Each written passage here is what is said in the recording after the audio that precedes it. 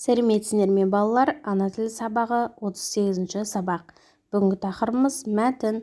Ең алдымен каналға жазылып аламыз. Бірінші жаттығу: мәтінді түсініп оқы. Кітап оқудың пайдасы. Бірде Жазира Асылбекке келді. Әкем ертегі кітап әкелді. Үйге кел, бірге оқиық, деді. Ол Жазира айтқан соң барды. Жазираның кітап оқуы керемет. Қайғылы жеріне келгенде көзі жасаурап кетеді, ал қуанышты жерінде жүзі алаулап шыға келеді. Асылбек те онымен бірге қайғырды, қуанды.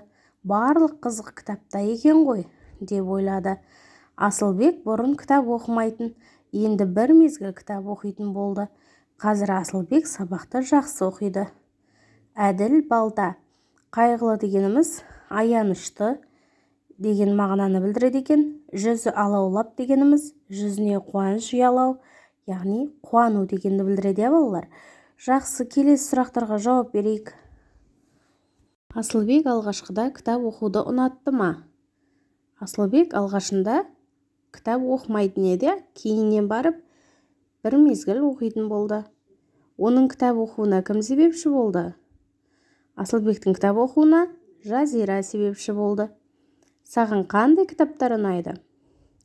Балалар, өздерің оқыған немесе ұнатып оқитын кітаптарыңды айтыңдар. Жақсы, келесі екінші жаттығу: бос орынға тиісті сөзді қойып жаз.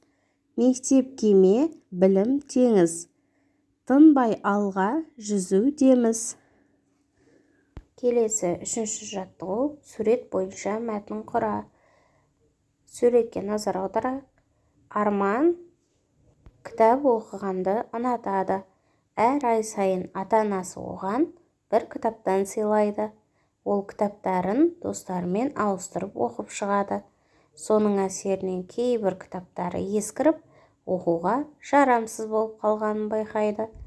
Ол кітаптарын лақтыруға қимай, өзі тұратын қалада қайта өңдеу зауыты бар екенін анықтайды. Кітаптарын жинастырып, сол зауытқа барып өткізеді. Міне балалар, осылай сөйлем құрасақ болады екен. Жақсы балалар, сау болыңдар. Каналға міндетті түрде жазылып алыңдар.